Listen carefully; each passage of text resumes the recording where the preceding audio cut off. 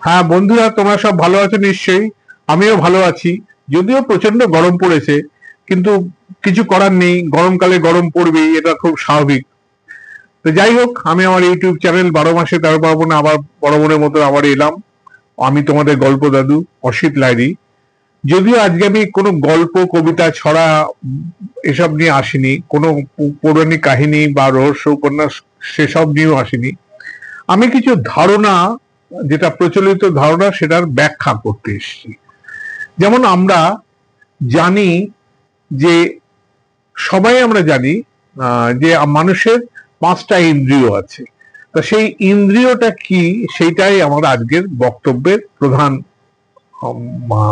কি বলবো, সেটাই আমি ব্যাখ্যা করব, বা সেটাই আমার প্রধান আলোচ্য বিষয়। মানুষের 5টা ইন্দ্রিয় আছে, আমরা সবাই জানি। কি কি? দৃষ্টি, মানে আমরা চোখ দিয়ে দেখি। 2, শ্রবণ, আমরা কান দিয়ে শুনি। 3, ঘ্রাণ, যেটা আমরা গন্ধ শুকে বা কোনো কিছু বুঝতে পারি। ঘ্রাণের পরে আমরা কি বলবো, স্বাদ, আমরা খেয়ে জিনিসটা আমাদের যেটা জিভে আমরা স্বাদ নিতে পারি। এবং লাস্ট হচ্ছে স্পর্শ, আমরা যে কোনো জিনিসের স্পর্শ করে সেটা শক্ত, নরম বা কিরম জিনিসটা সম্বন্ধে একটা আন্দাজ করতে পারি। তা এই ষষ্ঠ ইন্দ্রিয় প্রত্যেক মানুষের জীবনে থাকে। মানুষ মানে প্রাণী জগতের সবারই থাকে। কিন্তু এর বাইরেও আর একটা ইন্দ্রিয়ের কথা শোনা যায়, যেটাকে আমরা বলি ষষ্ঠ ইন্দ্রিয়। অর্থাৎ এই 5টা ইন্দ্রিয়ের বাইরে একটা জিনিস, যেটা আমরা কিছুটা অনুভব করে বুঝতে পারি। যেমন ধরো, একটা কোনো ঘটনা ঘটতে চলেছে, আমরা তার আগে একটা আভাস পেয়ে যাই। হ্যাঁ, তা সেটাকে আমরা কি বলি, মানে অগ্রিম যে আভাস পেয়ে যাচ্ছে, আমাদের মধ্যে একটা ইনটিউশন কাজ করে, একটা অতি ইন্দ্রিয়র ব্যাপারটা আমরা যেন অনুভব করতে পারি, আমরা যেন আগে থেকে আমরা অনুভূতি আমাদের মধ্যে চলে আসে। সেই অনুভূতির ব্যাপারটা আমরা ইনটিউশনের মাধ্যমে, বা এটা আমরা ষষ্ঠ ইন্দ্রিয় বলতে পারি।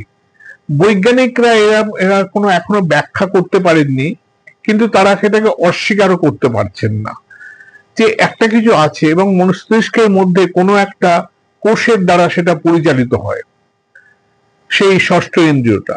কিন্তু এই 5টা ইন্দ্রিয় যে আমরা সরাসরি আমরা উত্থাপন করতে পারি বা বুঝতে পারি, ষষ্ঠ ইন্দ্রিয় সরাসরি আমরা উত্থাপন করি। এমনকি তুমি দেখবে অনেক সময় কুকুর, বেড়াল, দেখবে অনেক সময় বিশেষ করে কুকুর চিৎকার করে, একটা কোনো কারণে চিৎকার করে, আমরা সেটা বুঝতে পারি না। তারপর বৃষ্টির সময় যেমন আমরা কথা প্রসঙ্গ বলি, ব্যাং গ্যাং গ্যাং, গ্যাঙর গ্যাং গ্যাঙর গ্যাং করে ডাকতে আরম্ভ করে বৃষ্টির থেকে আগে, এটা ষষ্ঠ ইন্দ্রিয় ব্যাপার, তারা ঠিক অনুভব করতে পারে। তা এইরকম ধরনের যে বিভিন্ন ইন্দ্রিয় আছে আমাদের, যেমন সাইকোকাইসিস বলে একটা, আমরা এটাকে অনুভব করি, ওটা মানসিক শক্তি দ্বারা, আমাদের প্রত্যেকের মানসিক শক্তি থাকে কোনো কিছুকে আমরা প্রভাবিত করতে পারি। অর্থাৎ আমরা কিছুকে আমরা আগে থেকে বলে দিতে পারি যে আমরা যেটা ভাবছি সে সেটা, তাকে দিয়ে সেটাই করাবো। ঠিক আছে, সেই জিনিসটাকে সাইকোকাইসিস বলা হয়। আবার মনে হয় ইনটিউশনটা বললাম, একটা অনুভব করা, যেমন আমাদের মনে হয়। তেমনি টেলিপ্যাথিও একটা ষষ্ঠ ইন্দ্রিয়ের মধ্যে একটা পড়ে। অর্থাৎ আমি যেটা ভাবছি আর একজনও সেটা ভাবছে, অথবা উল্টো ভাবে বলতে হয়, আর একজন একটা ভাবছে ঠিক সেই মুহূর্তে আমি সেটাই ভাবছি, সেটাকে বলে টেলিপ্যাথি।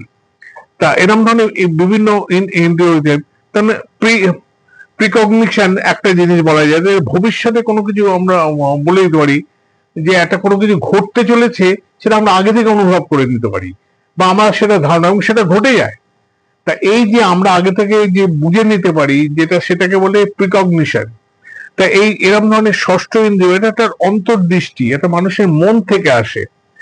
অর্থাৎ কোনো জিনিসটা মনে হঠাৎ কোনো একটা ভালো বা খারাপ ধারণা, অনুভূতির সৃষ্টি হয়ে যাওয়া। তা এই ষষ্ঠ ইন্দ্রিয় ব্যাপারটা আমি বললাম।